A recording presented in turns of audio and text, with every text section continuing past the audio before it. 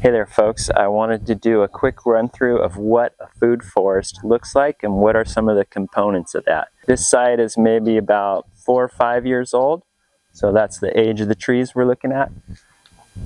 Trees that will create the upper story, shrubby bushes, the pineapple guava that's going to be kind of mid-story. Apple tree will eventually grow up.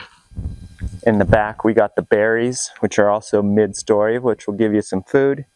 And then kind of the knee-high and below, we have beneficial flowering plants, things that will also help your soil. We got yarrows, some verbenas, the sages in the back, and then even more on the hill. So these are good places for your drought-tolerant plantings, flowering shrubs that are going to bring in beneficial insects, pollinators, and just give you beauty.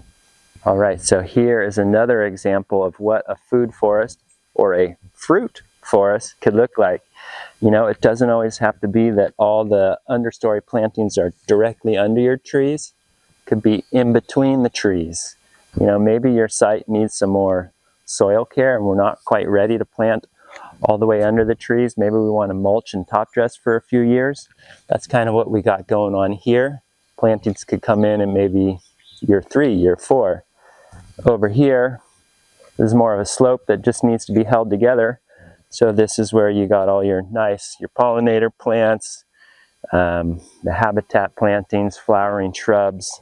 Add beauty to the site, bring in the beneficial insects, the pollinators, the insectivores, right? The birds that are going to eat some of the insects that we don't want.